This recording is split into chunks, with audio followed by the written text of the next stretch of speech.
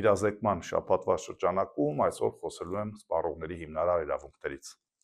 Դեռևս 1962 թվականին Քենեդին առաջին անգամ խոսեց սպառողների իրավունքներից, ամրագրվեցին 6 հիմնարար իրավունքներ, որոնք հետո ավելացան ևս 2-ով, երբ ձևավորվեց Consumer International-ը, սպառողների իրավունքների պաշտպանության միջազգային կառույցը, այսօր սահմանված են սպառողների համար 8 հիմնարար իրավունքներ եւ պետությունները պարտավոր են սեփական երկրում օրենսդրությունը, իրավական դաշտը եւ ոչ միայն իրավական այլ գործիքակազմերով փորձել անել այնպես, որ այս իրավունքները լինեն պաշտպանված,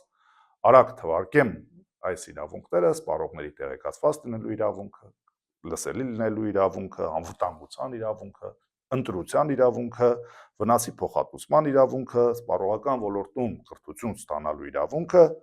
հիմնական պահանջմունքների բավարարման իրավունքը եւ առողջ շրջակա միջավայր ունենալու իրավունքը հիմնարար։ Տեսեք, սպառողները շատ այլ իրավունքներ ունեն, որոնք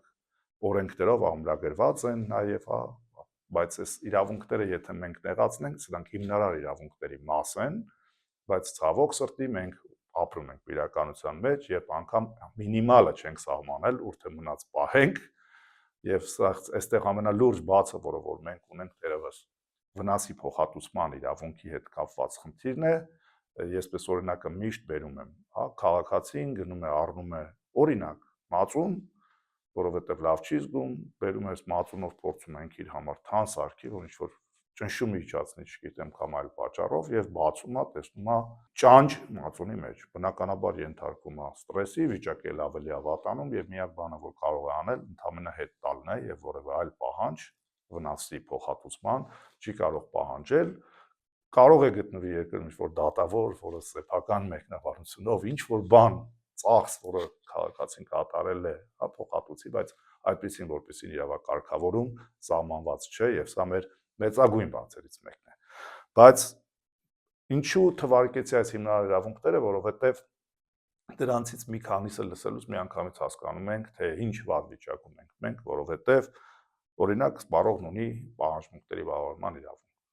նվազագույն, մենք գիտենք ինչ ծայրահեղ աղքատության մեջ ենք ապրում այսօր մենք եւ այդ պահանջմունքները բնականաբար մեծ թվով մարդկանց մոտ պարզապես չի լինելու բավարարված, չի կարող լինել բավարարված, եթե մենք շարունակենք այս տեմպերով։ Էլ չասեմ, որ գիտակցում ենք, որ ապրում ենք այդ սովետական ամենաթանկ քաղաքում, այն դեպքում, երբ որ մեր եկամուտները նույն հետ սովետական տարածքում ամենաբարձրը չեն։ Ինչքանով ենք մոտ գնում աշխարհին, ինչքանով ենք աշխարհից հետ։ Այս հարցի պատասխանը լավագույնս բնորոշում է այն կարգախոսները, որոնցով առաջնորդվում է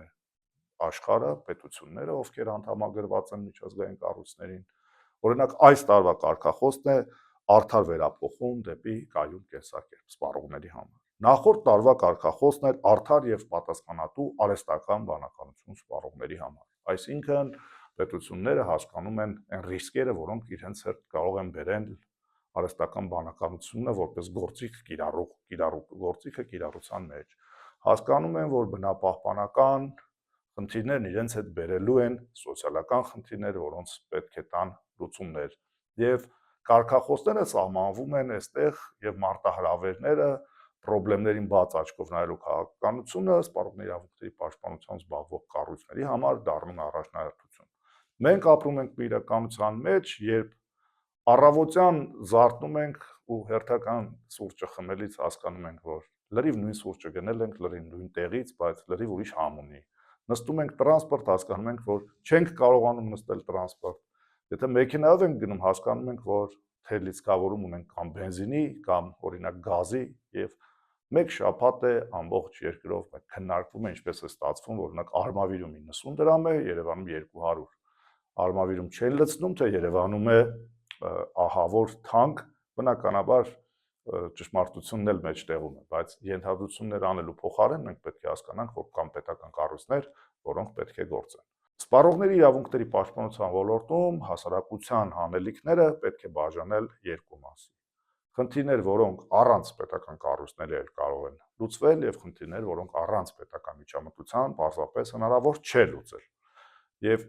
այստեղ շատ կարևոր է նայել հասկանալ են պետական կառույցներին եւ այն համակարգերը, որոնք գործում են այսօր երկրով մեկ։ Եթե մենք գործ ունենք հանրային ծառայությունների ոլորտի հետ, ապա այս ոլորտը ամբողջությամբ կարգավորվում է հանրային ծառայությունները կարգավորող հանձնաժողովի կողմից։ Այսինքն էլեկտրաէներգիայի, գազի, ջրի, կապի հետ կապված բոլոր տեսակի խնդիրներով կարգավորումը հենց այս մարմնի տիրույթում է եւ բոլոր այդ դեպքերում պետք է կապ հաստատել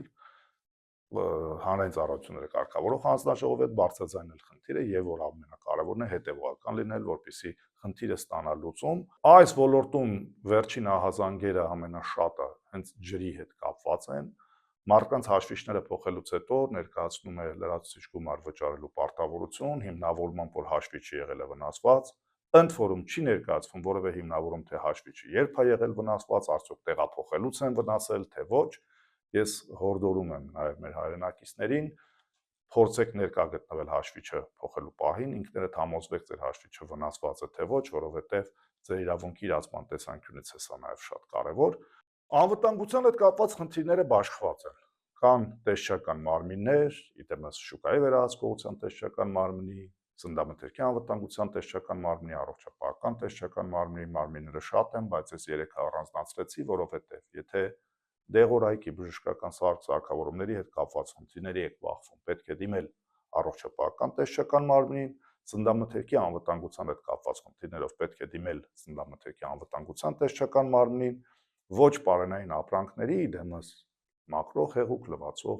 կոսմետիկ միջոցներ կամ նմանատիպ այլ ապրանքների դեպքում պետք է դիմել շուկայի վերահսկողության տեսչական մարմին։ Շատ ավելի գործուն կլինի հանրային վերահսկողության մեխանիզմը պետական կառույցների նկատմամբ, երբ նաև դիմեք որևէ հանրային վերահսկողություն իրականացնող կառույցի, դա կլինի հասարակական կազմակերպություն, թե դա կլինի զանգվածային լրատվության միջոցում, անմիջական գործառույթն է պետական կառույցների նկատմամբ նաև հսկողություն իրականացնելը, որպեսզի եթե պետական կառույցը իր աշխատանքը կատարի ոչ պատշաճ, բայց ձեզ փորձի մոլորեցնել իր նամակով, որ արել է առավելագույնը, լինեք տեղեկացված եւ իրենք էլ հասկանան, որ մասնագիտական փորձաքննության է ենթարկվելու այն ձևաչափով պատասխանը, որով որ իրենք ներկայացնում են։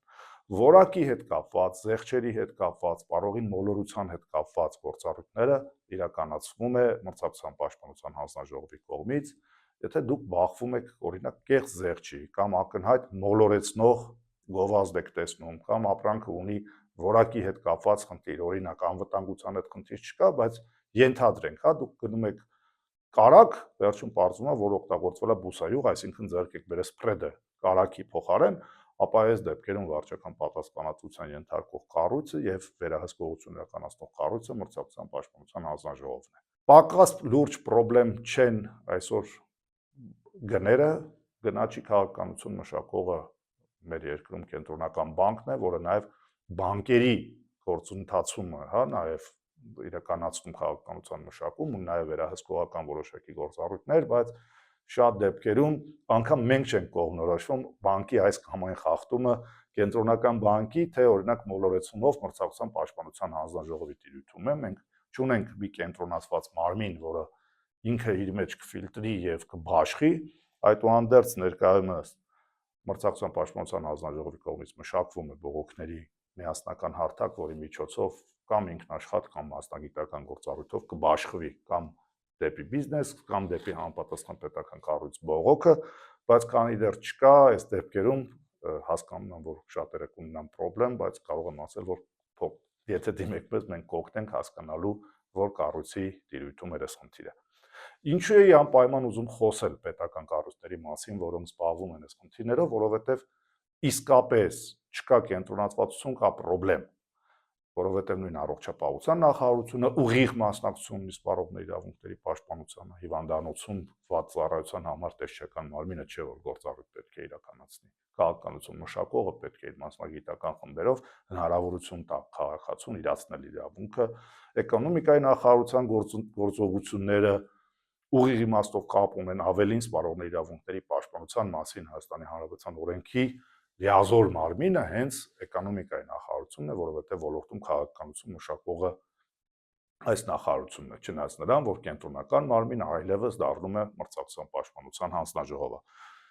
Շատ կարևոր է պետությունից նաև ճիշտ պահանջել այն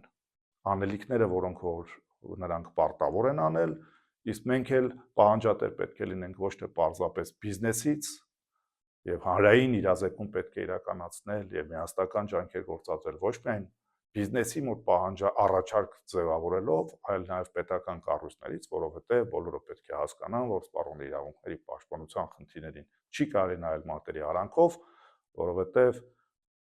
այո, կլինեն դեպքեր, երբ որ գործ չենք ունենա կյանքի առողջության հետ, բայց շատ ու շատ խնդիրներ պարզապես վաղը արժանալու են մարդկային կյանքեր, որը երևի թե մեծագույն արժեքն է, որը գոյություն ունի կյանքում։ Շնորհակալություն, բաժանորդագրվեք մեր ալիքին, իսկ մենք շաբաթվա ընթացքում դեռ էլի կհանդիպենք արդեն կոնկրետ որևէ իրավունքի հետ կապված խնդիր քննարկելու։